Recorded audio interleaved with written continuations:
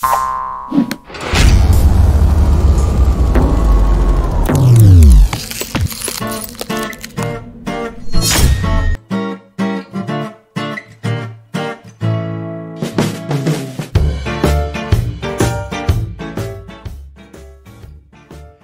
welcome to the first episode of the Uncle Jester Show, coming to you live from Detroit, Michigan, home of, well, once the home of Motown Records and the automotive industry. Today we're going to be talking about transpersonism, and for those of you who are readers of my blog, you know that I have been quite critical of what I've seen as the excesses of this category.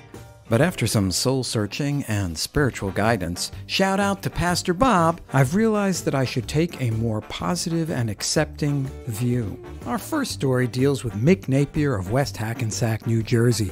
Here's seen being escorted from the Happy Raccoon daycare by members of the local police department. It seems that earlier in the week, Mick Napier, pretending to be his own father, called up the daycare center and enrolled himself as a 3.5-year-old. According to Mick, age is a state of mind, and he says, what adult refers to his own age in terms of fractions? Unfortunately for Mick Napier, or as he calls himself, Little Mickey, the manager of the daycare had a different reaction.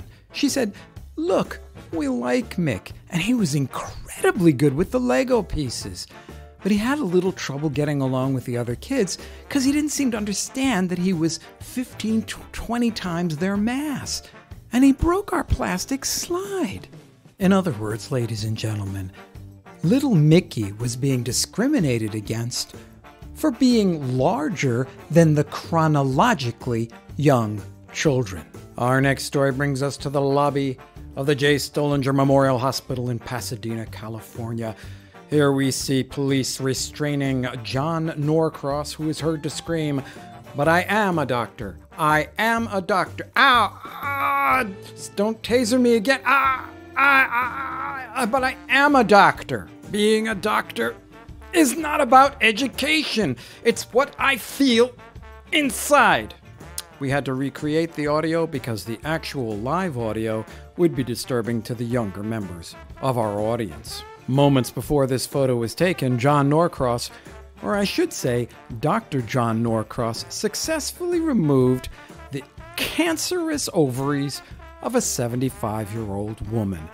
What does that tell you, ladies and gentlemen? I, too, once would have thought that the biological body that you're born with and that you have as an adult could affect who you are in some manner or facet. And once I too would have thought that the education, the skills training you've gone through could perhaps limit the role you have in society. But right now, what I'd like you to do is send letters of support in the cases of Mick Napier and John Norcross, Dr. John Norcross. See the links below for where you can send letters to the two judges involved who are going to sentence these men. Our last story comes to us from Europe, a region of the world that my readers know I have been critical of in the past, but now consider a forefront of social change. These two teenage girls, who must remain anonymous because they are minors, claim that they have always been co-joined twins. That is, they have always been Siamese twins, even though they were raised in separate towns and have different parents. Critics of the twins say that being a Siamese twin necessitates sharing the same genes, and these two girls, with their different skin colors and hair colors and parents, clearly do not share the same genetics.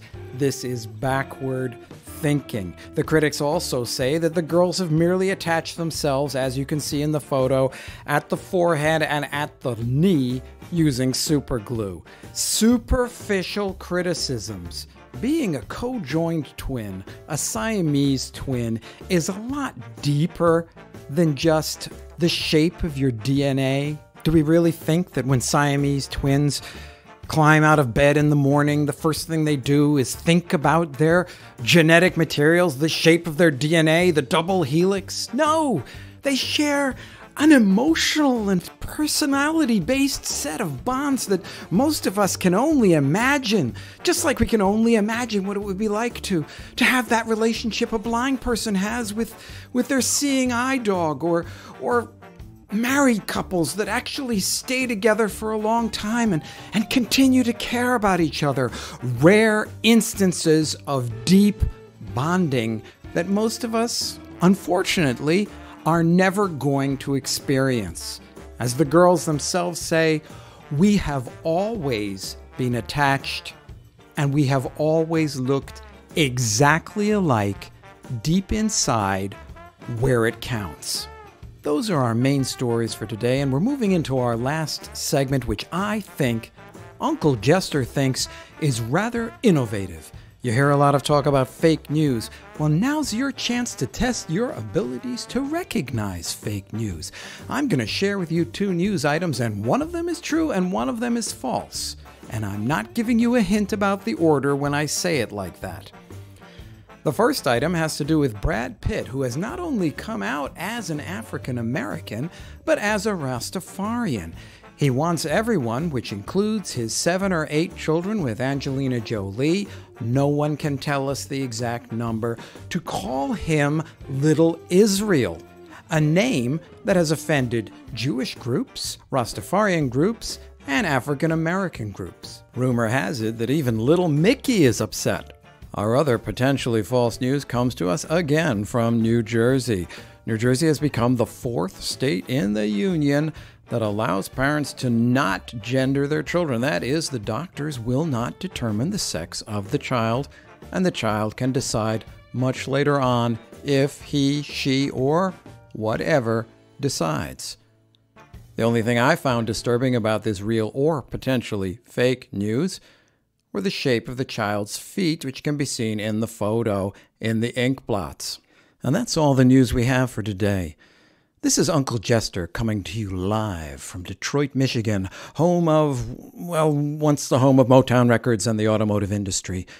And I'm learning and I'm growing, and you can too.